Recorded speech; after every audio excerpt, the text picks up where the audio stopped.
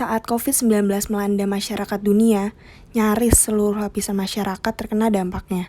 Pembatasan sosial, pergerakan, dan aktivitas menjadi terhambat karena pandemi yang masih berlangsung dan tidak tahu kapan berakhirnya.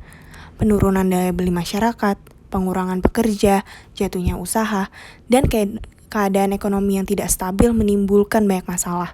Bencana yang terjadi tak kalah memberatkan kehidupan masyarakat.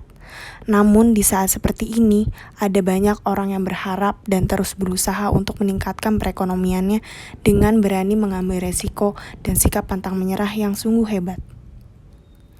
Di tengah keterpurukan yang melanda akibat adanya pandemi COVID-19 ini, masih banyak orang di luar sana yang menunjukkan rasa simpati dan empatinya untuk membantu masyarakat dan juga pemerintah yang saat ini tengah kelimpungan dalam menghadapi situasi yang sangat tidak menentu ini.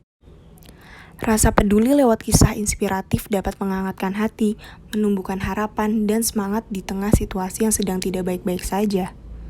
Rahel V-nya, salah satu selebgram yang berpengaruh di Indonesia, menjadi bukti bahwa kebaikan dan harapan itu masih ada. Dikenal dengan memiliki banyak followers di Instagram, membuat Rahel V-nya menggerakkan banyak orang untuk melakukan galang dana melalui laman kitabisa.com. Galang dana ini dilakukan pada awal COVID-19 menyebar di Indonesia, khususnya di Jakarta. Rahel V-nya berhasil mengumpulkan donasi lebih dari 7 miliar rupiah dalam kurun waktu hanya dalam 1 minggu.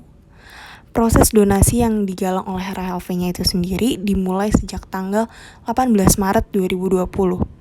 Hasil donasi yang terkumpul oleh Rahel V-nya langsung disalurkan kepada rumah sakit yang membutuhkan APD saat itu.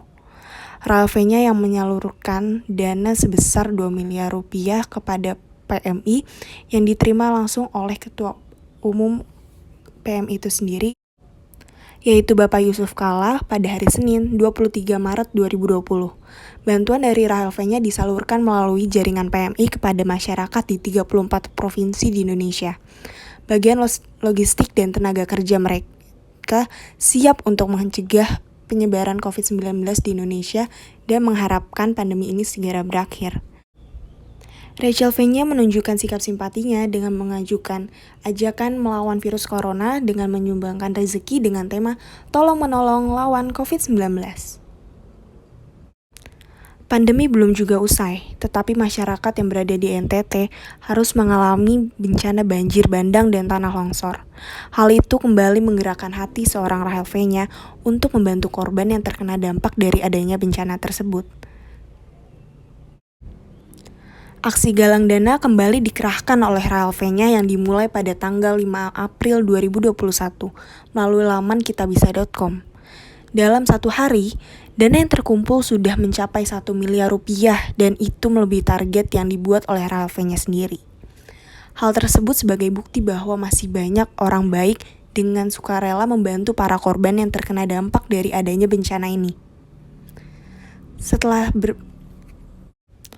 Setelah berhasil melakukan galang dana dengan jumlah yang cukup banyak untuk membantu para korban, Rachel V-nya dan dibantu dengan teman-teman selebgram lainnya ikut serta dalam menyalurkan bantuan di NTT, tepatnya di beberapa lokasi yang terkena dampak dari bencana tersebut.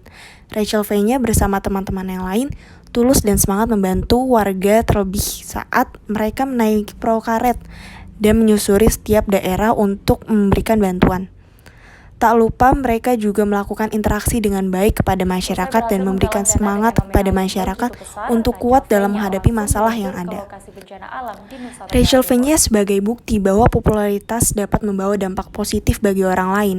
Dia dapat menunjukkan bahwa profesinya sebagai seorang influencer dapat benar-benar menjadi pengaruh bagi setiap orang dalam menyalurkan kebaikan kepada orang lain. Sosok Rahel V-nya itu sendiri dapat dijadikan sebagai bukti bahwa popularitas dapat membawa dampak positif bagi orang lain. Dia dapat menunjukkan bahwa profesi sebagai seorang influencer dapat benar-benar menjadi pengaruh bagi setiap orang dalam menyalurkan kebaikan terhadap orang lain yang ada di sekitarnya. Atau ajakan teman-teman untuk tetap social distancing atau kayak lebih ke membesarkan rasa empati aja sih ke orang-orang yang rentan terhadap